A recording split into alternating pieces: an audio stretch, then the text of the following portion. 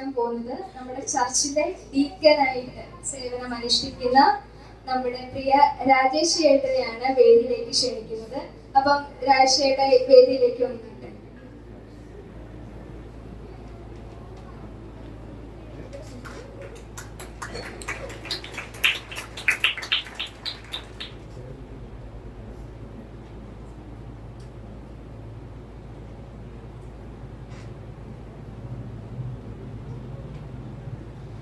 അടുത്തതായിട്ട് നമ്മുടെ ദൈവസഭയില് ഡീക്കനായിട്ട് തന്നെ സേവനം അനുഷ്ഠിക്കുന്ന സജു അങ്കിളിനെ നമ്മൾ വേദിയിലേക്ക് ക്ഷണിക്കാം.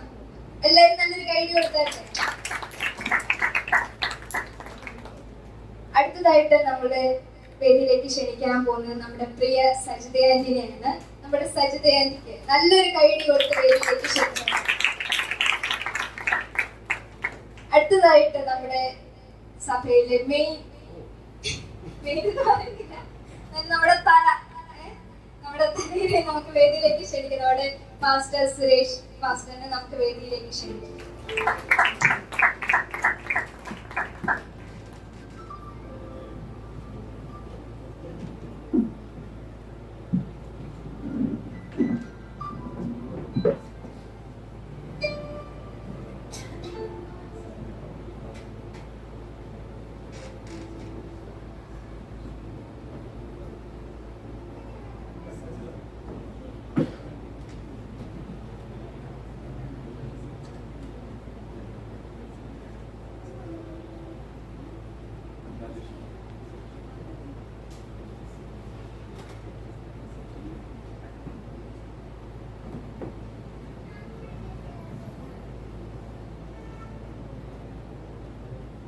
ഇനി ഇവരുടെ നാവിൽ കൂടിയാണ് നമ്മുടെ ദൈവസഭയിലെ ഓരോരോ കാര്യങ്ങൾ നമ്മൾ അറിയാനായിട്ട് പോകുന്നത്. അപ്പൊ വളരെ ശ്രദ്ധയോടെ ഇരിക്കുക. ഞാൻ നിങ്ങളോട് ഓരോരോ ക്വസ്റ്റ്യൻസ് ചോദിക്കും. അപ്പൊ നിങ്ങൾ അതിന് പെട്ടെന്ന് എല്ലാവർക്കും പറയാം. 2 മിനിറ്റ് സമയമുണ്ട് കേട്ടോ. അപ്പൊ 2 മിനിറ്റ് ആ 2 മിനിറ്റിനുള്ളിൽ നിങ്ങൾ ഇതിനുള്ള ഉത്തരം പറയുക. ഓക്കെ, റെഡിയാണല്ലോ? നിങ്ങൾ റെഡിയാണല്ലോ?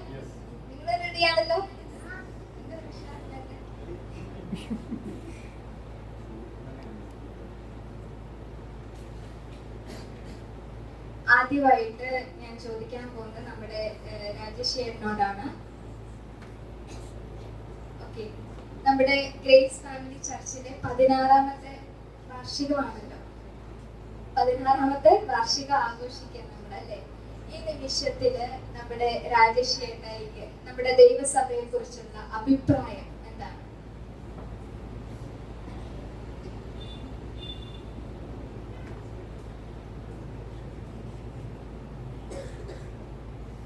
ഹല്ലേലൂയ.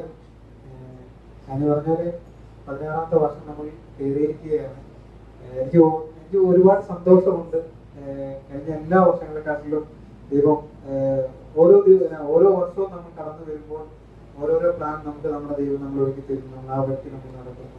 ഒരുപാട് സന്തോഷമാണ്. ദൈവം നമ്മളെ ഇപ്പോഴും കരാച്ചൽ പട്ടണത്തിലൊന്നും നമ്മളെ നിർത്തിയതിനെ കുറിച്ച് ഞാൻ ആദ്യം തന്നെ ദൈവത്തിന് നന്ദി പറയുന്നു. പിന്നെ ഓരോ ദിവസം നമ്മൾ നോക്കുകയാണെന്നുണ്ടെങ്കിൽ നമ്മുടെ ചർച്ചിന്റെ കേസലാണെങ്കിലും നമ്മുടെ ഉപവാസ പ്രാർത്ഥനയാണെങ്കിലും നമ്മുടെ യൂത്ത് ആണെങ്കിലും നമ്മുടെ സൺഡേ സ്കൂളിന്റെ കാര്യങ്ങളാണെങ്കിലും എല്ലാം നല്ല രീതിയിൽ തന്നെ മുമ്പിലേക്ക് പോകുന്നുണ്ട്. അതുപോലെ സഭയിലെ നമ്മൾ പ്ലാൻ ചെയ്യുന്ന ഓരോ കാര്യങ്ങളും നല്ല രീതിയിൽ നമുക്ക് ചെയ്യാൻ വേണ്ടിയിട്ട് നമുക്ക് സാധിക്കുന്നുണ്ട്. ഈ 16ാമത്തെ വർഷം നമ്മൾ കടക്കുമ്പോൾ നമ്മൾ മുമ്പിലേക്ക് നമ്മൾ എന്തെല്ലാം കാര്യങ്ങൾ പ്ലാൻ ചെയ്താലും നമുക്കത് നല്ല രീതിയിൽ തന്നെ നമുക്ക് മുമ്പോട്ട് പോകാൻ സാധിക്കും. ഞങ്ങൾക്ക് ദൈവം നല്ലൊരു കൈഡി കൊടുക്കാം. അടുത്തതായിട്ട് സജിതയോടാണ് ചോദിക്കുന്നത്. നമ്മുടെ ചർച്ചിന്റെ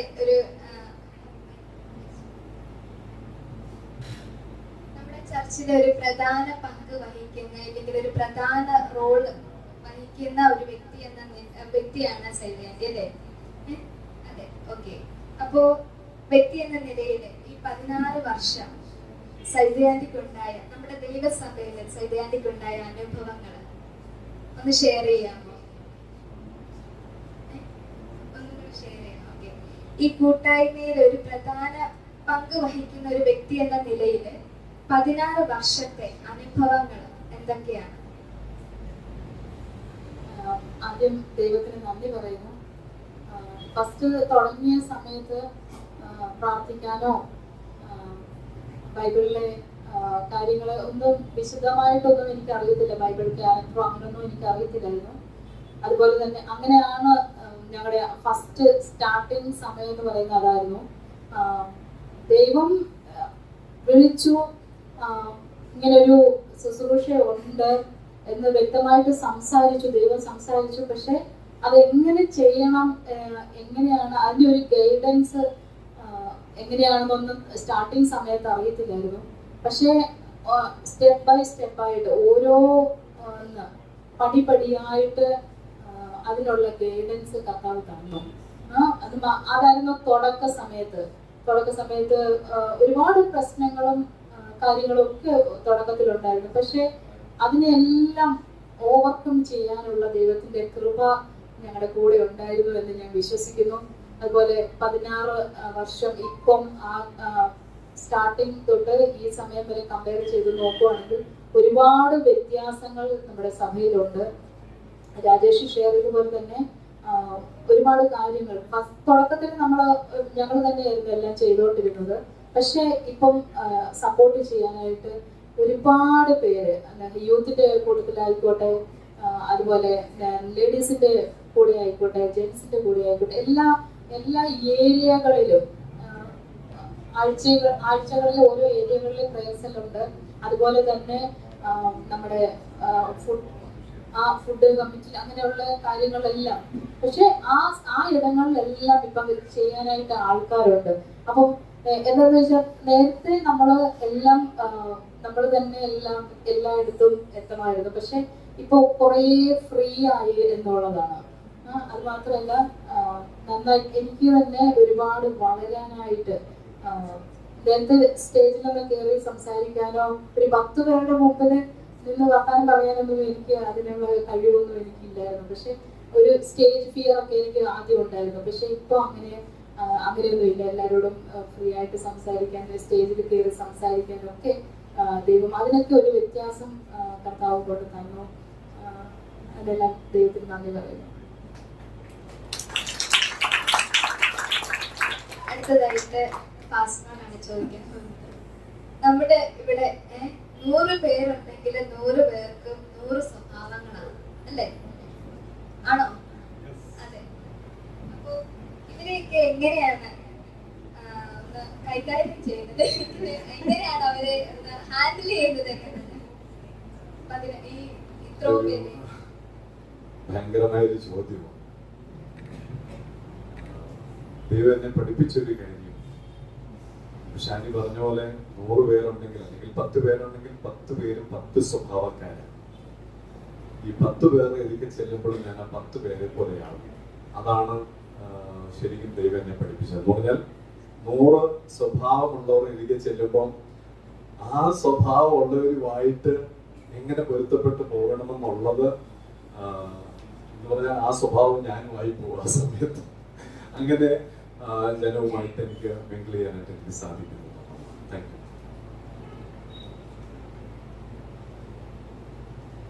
അടുത്തതായിട്ട്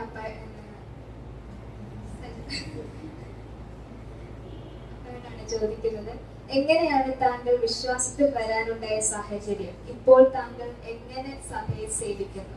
ഉണ്ടായ സാഹചര്യവും ഇപ്പോൾ എങ്ങനെയാണ് സഭയെ സേവിക്കുന്നത്? ഞാൻ സഭയിലേക്ക് കടന്നു വിടുവാനുണ്ടായ ഒരു പ്രധാനപ്പെട്ട കാര്യം, ഞാനൊരു മുഴുവൻ മദ്യപാനിയായിരുന്നു. നന്നായിട്ട് മദ്യപിക്കുന്ന ഒരു വ്യക്തിയായിരുന്നു. അതിലധികമായി മയക്കുമരുന്നിനും ഒക്കെ അടിമയായിട്ട് ജീവിച്ചിരുന്ന ഒരു കാലം. ഒരു 2009 മുമ്പിലുള്ള ഒരു എൻ്റെ ജീവിതം എന്ന് പറയുന്നത് ഒരു ഭ്രാന്തിൻ്റെ അവസ്ഥയിൽ ജീവിച്ചു പോകുന്ന ഒരു രീതി പോലെയായിരുന്നു, ലഹരിയൊക്കെ ഉപയോഗിച്ച്. പക്ഷേ നമ്മുടെ ഒരു സെൽ മീറ്റിംഗ് തൊട്ടിക്കൽ, നമ്മുടെ അടുത്ത ദേശം തൊട്ടിക്കൽ എന്ന് പറയുന്ന സ്ഥലത്ത് ഉള്ള ഒരു സെൽ മീറ്റിംഗ് വെച്ച് ഞാൻ ആദ്യമായി സുരേഷ് പാഷയും സൈതാന്റിയായിട്ട് പരിചയപ്പെടുകയും ആ പരിചയം പിന്നീട് ഞങ്ങൾ തമ്മിലുള്ള ഒരു ആത്മീയ ബന്ധമായിട്ട് മാറുകയും ഞാൻ 2009 ഈ സഭയിലേക്ക് കടന്നു വരികയും ചെയ്തു. അന്ന് മുതൽ ഇന്നോളം ഞാൻ ഈ ചർച്ചിൽ എന്തെങ്കിലും വിശ്വാസത്തിൽ ആയിട്ടുണ്ടെങ്കിൽ അതിൻ്റെ ചർച്ച തന്നെയായി എന്നെ വളർത്തി. അതെനിക്ക് ഉറപ്പിച്ച് പറയാൻ പറ്റും. ഞാൻ എന്തെങ്കിലും ഇപ്പോൾ ഞാൻ ചെയ്തുകൊണ്ടിരിക്കുന്ന ഒരു കാര്യം എന്താണെന്ന് ചോദിച്ചാൽ വർഷിപ്പ് ലീഡ് ചെയ്യാനുള്ള ഒരു പ്രധാനപ്പെട്ട സബ്ജക്റ്റ് ചെയ്തുകൊണ്ടിരിക്കുന്നു. ഇവിടുത്തെ വർഷിപ്പ് മിക്കവാറുമൊക്കെ ലീഡ് ചെയ്യുന്നത് ഞാനും പാർശ്വമാണ്. ഞങ്ങൾ മാറി മാറി ചേഞ്ച് ചെയ്ത് ഒരാഴ്ചയിൽ അങ്ങനെ മാറി മാറി ചെയ്ത് വരുന്നു. അതുപോലെ വിശ്വാസത്തിൽ ഒരുപാട് വളരുവാനെന്ന് പറഞ്ഞാൽ ഇപ്പോൾ മാസത്തിൽ ഒരിക്കലും എനിക്കിവിടെ മെസ്സേജിനുള്ള സമയം പോലും എനിക്ക് ദൈവദാസത്തിലാക്കി. അപ്പം അങ്ങനെയൊക്കെ ആ മെസ്സേജിനുള്ള സമയം തരികയും ദൈവവുമായിട്ട് കൂടുതൽ അടുക്കുവാനും വചനത്തിൽ കൂടുതൽ അടുത്ത് ജീവിക്കാനും ഒക്കെയുള്ള അവസരങ്ങളെ നൽകി ഈ 14 വർഷം 2009 മുതലുള്ള 14 വർഷമായി ഞാൻ ചർച്ചയിൽ നിൽക്കുന്ന ആ 14 വർഷവും ദൈവം അത്യുത്ഭുതമായിട്ട് അതിലധികമായി ഈ സഭയുടെ എല്ലാ വളർച്ചയിലും ഞാൻ ആ സഭയുടെ കൂടെ ചേർന്ന് നിന്ന് എൻ്റെയും കുടുംബത്തിൻ്റെയും വലിയൊരു സഹകരണം ഈ സഭയ്ക്ക് ഞങ്ങൾ ചെയ്തുകൊണ്ടിരിക്കുന്നു. ഇനി മുമ്പോട്ടുള്ള ജീവിതത്തിൽ ഞങ്ങൾ ഒന്നിച്ച് ഈ സഭയോടൊപ്പം ഞങ്ങൾക്ക് സേവനം ചെയ്ത് തരികയും ചെയ്യുമെന്ന് ഞാൻ ഈ നിമിഷം ഓർക്കുന്നു. ഞാനിപ്പോൾ ഈ സഭയുടെ ഡീക്കനായിട്ട് പ്രവർത്തിക്കുന്നു. കഴിഞ്ഞ 2 വർഷം ഞങ്ങൾ 2 വർഷമായിട്ട് ഞാൻ രാജേഷ് ഇവിടെ ഡീക്കന്മാരായിട്ട് പ്രവർത്തിക്കുന്നു. അത് ഏറെ സന്തോഷവാനാണ്. ദുഃഖങ്ങളൊന്നുമില്ല, പ്രയാസങ്ങളൊന്നുമില്ല, കാര്യങ്ങളൊക്കെ സ്മൂത്തായിട്ട് മുൻപോട്ട് പോകും.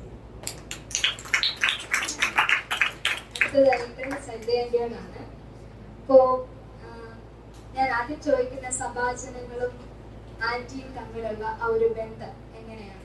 ക്വസ്റ്റ്യൻ തീർന്നില്ല. അതിന്റെ കൂടെ തന്നെ ആന്റി ഇപ്പൊ സ്കൂളിന്റെ ചുമതലകൾ വഹിക്കുന്നുണ്ടല്ലേ? അപ്പൊ ഈ സ്കൂളിന്റെ ആ ഒരു ചുമതലകളും സഭയുടെ കാര്യങ്ങളും ഒക്കെ ഒരുപോലെ ആന്റി ഹാൻഡിൽ ചെയ്യുന്നുണ്ട്. അതെങ്ങനെ സാധിക്കും എന്നുള്ളതാണ് ഞങ്ങൾക്ക് അറിയേണ്ടത്.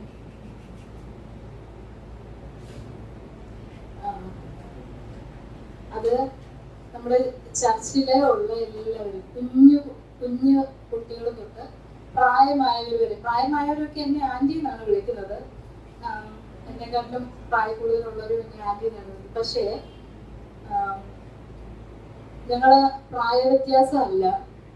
ഇവിടെയുള്ള ചർച്ചിലുള്ള എല്ലാവരും ഞാൻ പറഞ്ഞ പോലെ കുഞ്ഞുകുട്ടികളോട് പ്രായമായവർ വരെ ഞാൻ അവരോടും അവരെന്നോടും ഫ്രണ്ട്സിനെ പോലെ. ഒരു ഫ്രണ്ട് എങ്ങനെയാണോ അങ്ങോട്ടും ഇങ്ങോട്ടും സംസാരിക്കുന്നത് അതുപോലാണ്. ഒരു ഫ്രണ്ട്ഷിപ്പായിരുന്നു ചർച്ചിൽ എല്ലാവരുമായിട്ട് ഒരു ഫ്രണ്ട്ഷിപ്പാണ്. അല്ലാതെ പാസ്റ്ററുടെ ഭാര്യ എന്നുള്ള രീതിയിലോ അങ്ങനെ ഒന്നും അല്ല. അങ്ങനെ ഞാൻ അങ്ങനെ ഫീൽ ചെയ്തിട്ടില്ല. എനിക്ക് തോന്നുന്നു എന്നോട് ഇടപെടുന്നവരും അങ്ങനെ തന്നെയാണെന്ന് ഞാൻ വിശ്വസിക്കുന്നു. അതുകൊണ്ടായിരിക്കുമല്ലോ ഓപ്പണായിട്ട് സംസാരിക്കാൻ പറ്റുന്നത്. ആന്റി എന്നുള്ള വിളി കേൾക്കുമ്പോൾ തന്നെ ഹൃദയം നിറയും. അതുപോലെ തന്നെ ഞങ്ങൾ അങ്ങോട്ടും ഇങ്ങോട്ടും ഓപ്പണായിട്ട് ഫ്രണ്ട്സ് എന്ന് പറഞ്ഞല്ലോ, ഫ്രണ്ട്സ് ആകുമ്പം എല്ലാ കാര്യങ്ങളും അങ്ങോട്ടും ഇങ്ങോട്ടും ഷെയർ ചെയ്യും. അതുപോലെ തന്നെ സ്കൂളിലേക്ക് വരുമ്പോൾ സ്കൂളിൽ ഓരോ ദിവസവും പേരൻസിന് അവരുടെ കുഞ്ഞുങ്ങളെ കുറിച്ച് പറയാനായിട്ട് ചോദിക്കാനായിട്ട് അങ്ങ് പുതിയ കാര്യങ്ങൾ ഇങ്ങനെ ചോദിച്ച് അതുകൊണ്ടുണ്ടല്ലോ അവരുടെ ലൈഫിൽ വരുന്ന ചേഞ്ചസ്, അവരുടെ സ്വഭാവങ്ങള്. പക്ഷെ അതെല്ലാം എനിക്ക് പേരൻസിനോട് പറയാനായിട്ട് ദൈവികമായിട്ട് ബൈബിൾ പരമായിട്ട് എനിക്ക് ഷെയർ ചെയ്യാൻ പറ്റുന്നുണ്ട് എന്നുള്ളതാണ് ഏറ്റവും വലിയ കാര്യം. എന്താന്ന് വെച്ചാൽ നമ്മുടെ സ്കൂളിൽ വരുന്ന എല്ലാ കുട്ടികളും വിശ്വാസത്തിലുള്ളവരല്ല.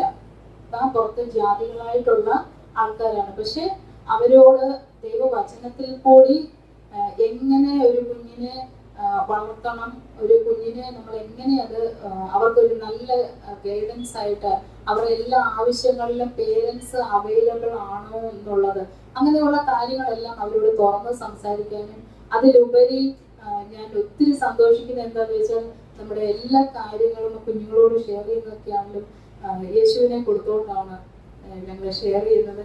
അതുപോലെയുള്ള എൻ്റെ കൂടെ പ്രവർത്തിക്കുന്നവരെല്ലാവരും ഇന്നുണ്ട്, ഇവിടെ ഉണ്ട്.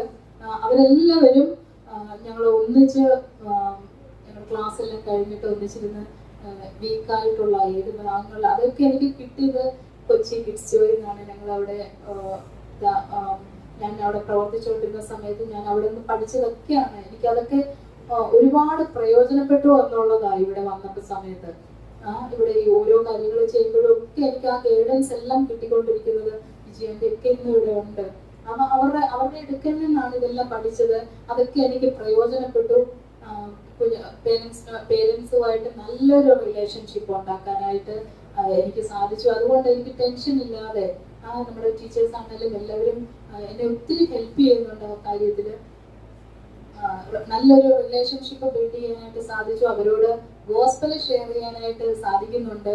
അവരുടെ ഓരോരോ പ്രശ്നങ്ങൾ അവരും ഇപ്പൊ ഞാൻ പറയുന്ന പോലെ ഈ ചർച്ചിലുള്ള എങ്ങനെയാണോ ആ ഫ്രണ്ട്ഷിപ്പ് കീപ്പ് ചെയ്യുന്നത്, അതുപോലെ തന്നെ സ്കൂളിലെ കുട്ടികളുടെ പേരൻസുമായിട്ടും നല്ലൊരു റിലേഷൻഷിപ്പ്, നല്ലൊരു ഫ്രണ്ട്ഷിപ്പ് ഉണ്ടാക്കാനായിട്ട് എനിക്ക് സാധിച്ചിട്ടുണ്ട്. അവരും എന്നോട് എല്ലാ കാര്യങ്ങളും തുറന്ന് ഫ്രണ്ട്സ് എന്ന് പറഞ്ഞാൽ അതാണല്ലോ, എന്തൊരു വിഷമങ്ങൾ ഉണ്ടെങ്കിലും സന്തോഷം ഉണ്ടെങ്കിലും വിളിച്ചു പറയുന്ന അതാണല്ലോ ഫ്രണ്ട്ഷിപ്പ് എന്ന് പറയുന്നത്. അത് എനിക്ക് സ്കൂളിൽ നിന്നും ആ ഫ്രണ്ട്ഷിപ്പ് കിട്ടുന്നു. പേരൻസിന്റെ ഇടയിൽ നിന്നാണെങ്കിലും കുഞ്ഞുങ്ങളുടെ ഇടയിൽ നിന്നാണെങ്കിലും ആ ഫ്രണ്ട്ഷിപ്പ് കിട്ടുന്നുണ്ട്. ചർച്ചിൽ നിന്നും അങ്ങനെ ഒരു ഇത് കിട്ടുന്നുണ്ട്.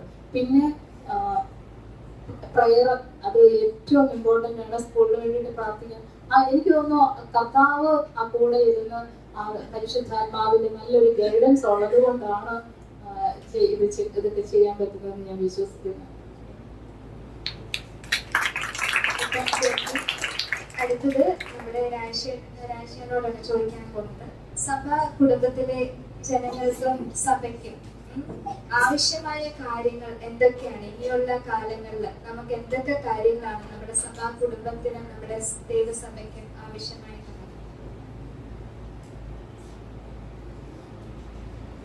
സഭയാണെങ്കിൽ നമുക്ക് ഒരുപാട് കാര്യങ്ങളുണ്ട്.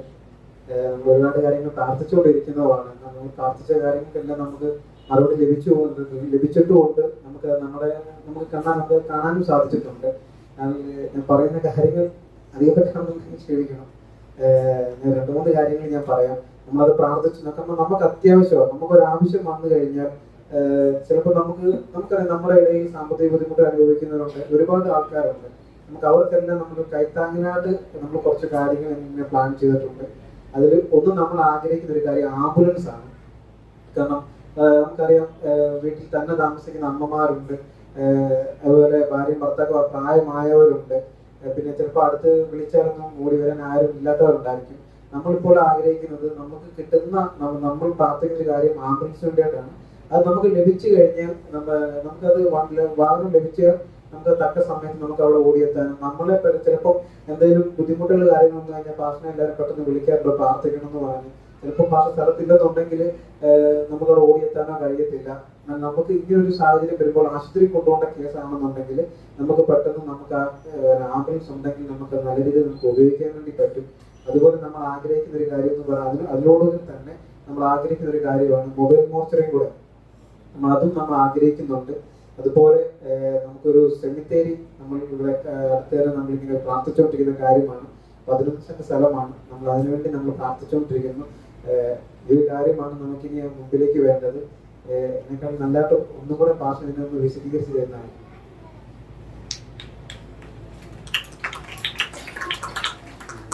പറഞ്ഞ ഈ നീടെന്ന് പറഞ്ഞത് ശരിക്കും സഭയ്ക്ക് വേണ്ടിയല്ല, കമ്മ്യൂണിറ്റിക്ക് വേണ്ടിയാണ്.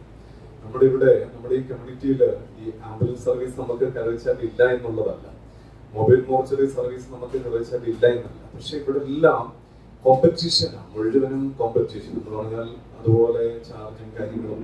ഇപ്പൊ നമ്മുടെ ഈ പാലിയേറ്റീവ് കെയർ നമ്മൾ ചർച്ച ചെയ്യുന്ന പാലിയേറ്റീവ് കെയറിന് ഇപ്പോൾ ശരിക്കും പറഞ്ഞാൽ നമുക്കൊരു, ഞാൻ പറയുന്ന ഒരു സെക്കൻഡ് ഹാൻഡ് ആണെങ്കിലും ഒരു ആംബുലൻസ് നമുക്ക് അത്യാവശ്യമാണ്. നമ്മൾ ബെഡിഡനായിട്ട് കിടക്കുന്ന ആൾക്കാരെ പോയി നമ്മൾ കാണാറുണ്ട്, അവരെ പോയി സെർവ് ചെയ്യാറുണ്ട്, അവരെ ശുശ്രൂഷിക്കാറുണ്ട്, മുറിവുകൾ വെച്ച് കെട്ടാറുണ്ട്, ഒരുപാട് കാര്യങ്ങൾ നമ്മൾ ശരിക്കും പറഞ്ഞാൽ നമ്മൾ ഒരു പബ്ലിസിറ്റിയും ഇല്ല, ഇതിന് പബ്ലിസിറ്റി കൊടുക്കേണ്ട കാര്യമില്ല, ഇത് ദൈവം മാത്രം അറിയേണ്ട ഒരു കാര്യമാണ്.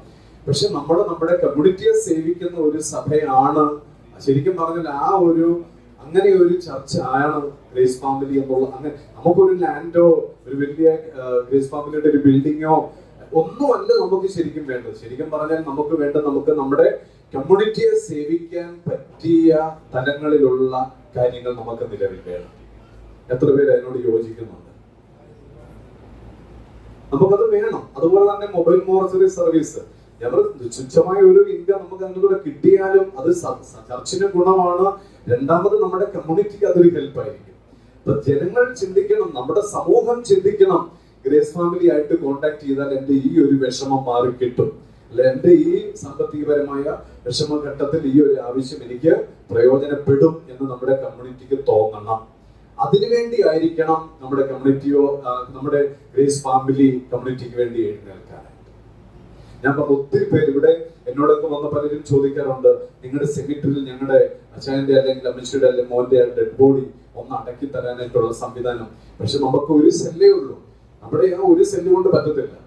പക്ഷെ നമ്മളിപ്പോ പോയി റെന്റ് എടുത്തിട്ട് ചെയ്യുന്നതുണ്ട്, ഇവിടെ റെന്റിൽ കിട്ടുന്നുണ്ട്. പക്ഷെ എന്നാലും ഞാൻ പറയുന്നത്, ഏത് മതവിഭാഗത്തിൽ പെട്ടവനാണെങ്കിലും നമ്മളോട് ഈ ബോഡി കൊണ്ടേ അടക്കി തരാമോ എന്ന് ചോദിച്ചാൽ നമുക്ക് ഒന്നിച്ച് ഓടിപ്പോയി. നമുക്ക് ഇങ്ങനെയുള്ള സജ്ജീകരണങ്ങൾ ഉണ്ടെങ്കിൽ നമുക്ക് ആ ബോഡി പ്രാർത്ഥിച്ചെടുത്ത് നമുക്കൊണ്ടേ അടക്കി. ഏറ്റവും വലിയ ശുശ്രൂഷ എന്ന് പറയുന്നത് ഇതൊക്കെയാണ്. ഇത് ദൈവസഭയ്ക്ക് ഉണ്ടാകണം, ഗ്രേസ് ഫാമിലിക്ക് ഉണ്ടാകണം. അതിനുവേണ്ടി നിങ്ങൾ പ്രാർത്ഥിക്കുക. ദൈവം നിങ്ങളെ അനുഗ്രഹിക്കട്ടെ. അടുത്തതായിട്ട് സൈലന്റോടാണ് നമ്മുടെ മുൻപോട്ടുള്ള സഭയുടെ ലക്ഷ്യങ്ങൾ. അപ്പൊ നമ്മുടെ ആവശ്യങ്ങളെ കുറിച്ച് നമ്മൾ പറഞ്ഞു, നമ്മുടെ ലക്ഷ്യങ്ങൾ എന്തൊക്കെയാണ്, സഭയുടെ ലക്ഷ്യങ്ങൾ?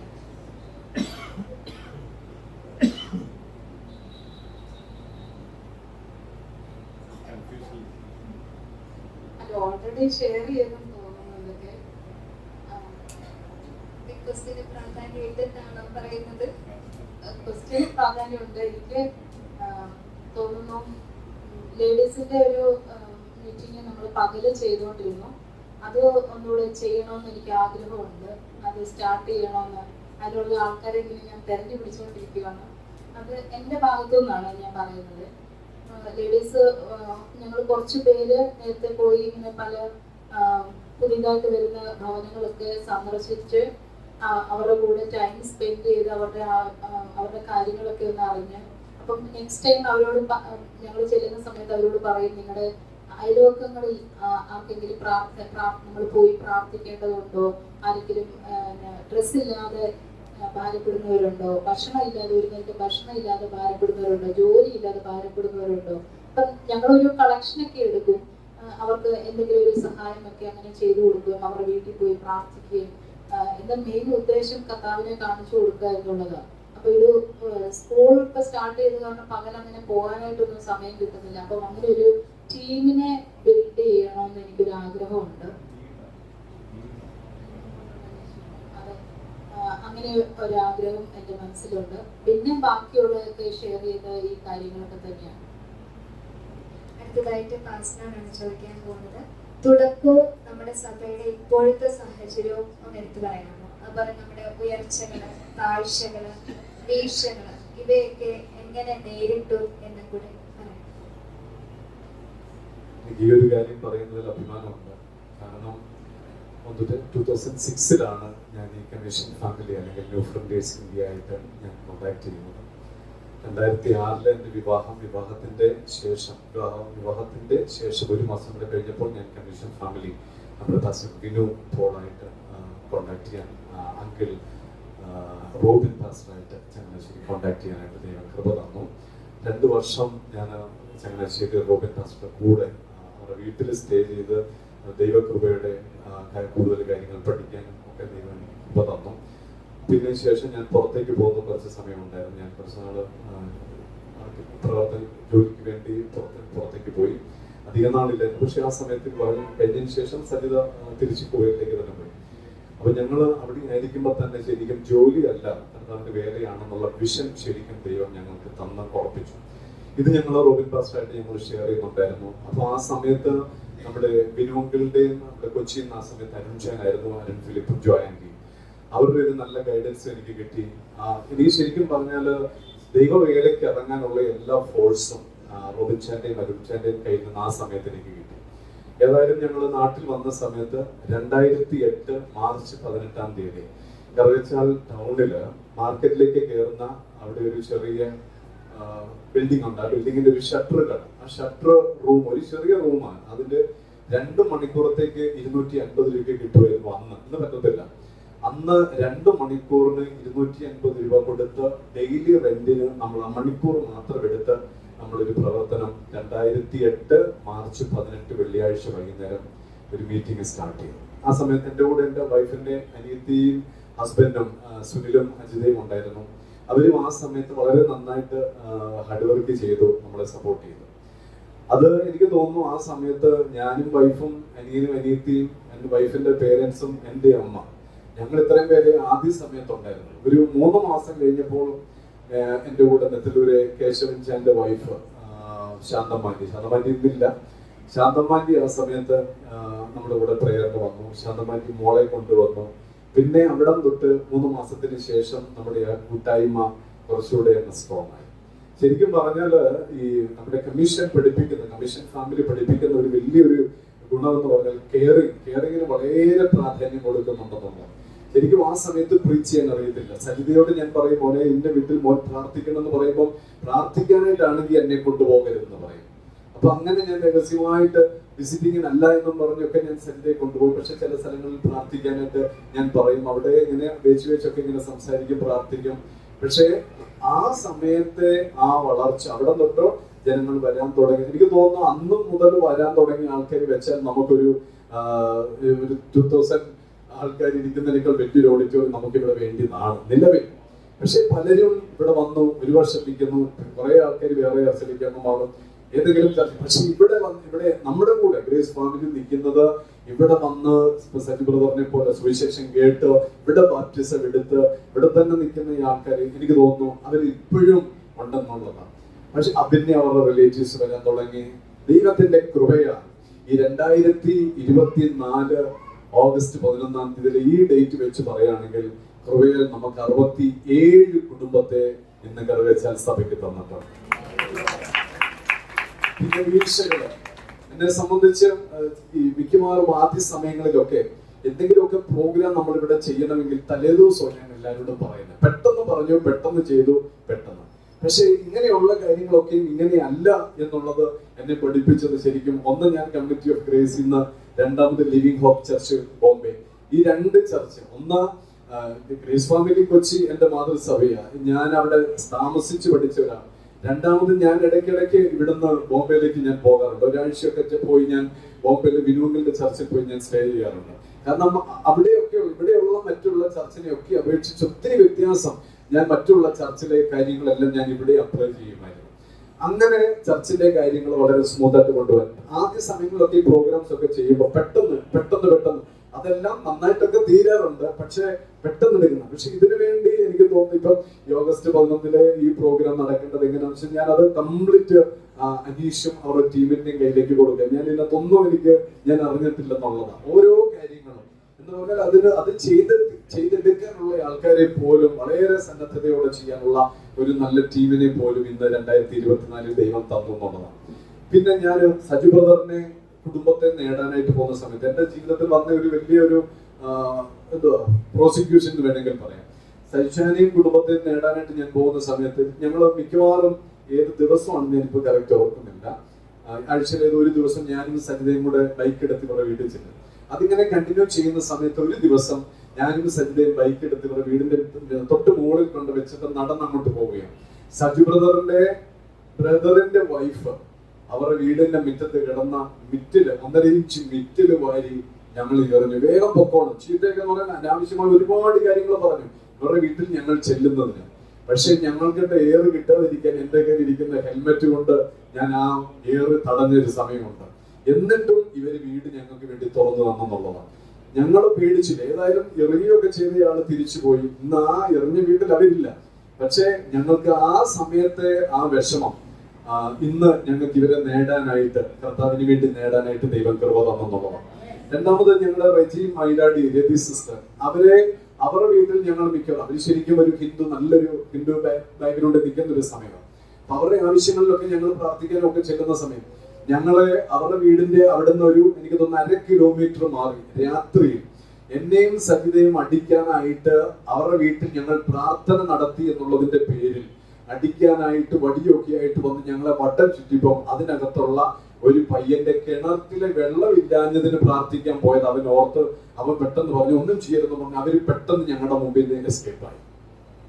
ഒരുപാട് ബുദ്ധിമുട്ട് ഞങ്ങൾക്ക് ദൈവസഭയുടെ ഇതുവരെയുള്ള ഈ സമയങ്ങളിൽ ഞങ്ങൾക്ക് അനുഭവിക്കേണ്ട വന്നു. പക്ഷേ ഇതുവരെയും ദൈവം ഞങ്ങളുടെ ഒരു കൈ തളർന്നു പോകാനോ അല്ലെങ്കിൽ ഒരു കൈ വീണു എന്ന് പറഞ്ഞാൽ ഒരു ചിറക് ഒടിഞ്ഞു പോകാനോ ശുശ്രൂഷയിൽ മുമ്പോട്ട് പോകാനുള്ള തടസ്സമൊന്നും ഞങ്ങളുടെ വ്യക്തിപരമായ ജീവിതത്തിൽ ദൈവം ചെയ്തു തന്നിട്ടില്ല. ഇന്നു വരെ ദൈവം ചെയ്തത് നല്ലത് മാത്രമാണ്.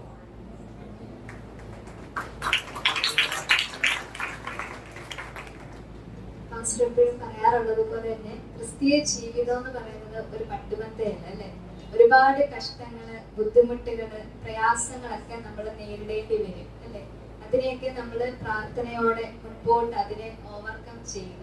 അപ്പൊ ഇത്രയും നേരം നമ്മുടെ മുൻപില് ക്വസ്റ്റ്യൻസ് ഒക്കെ കേട്ട് അതിനൊക്കെ ഉത്തരം പറഞ്ഞ് സഹകരിച്ചതിന് നന്ദി പറയുന്നു.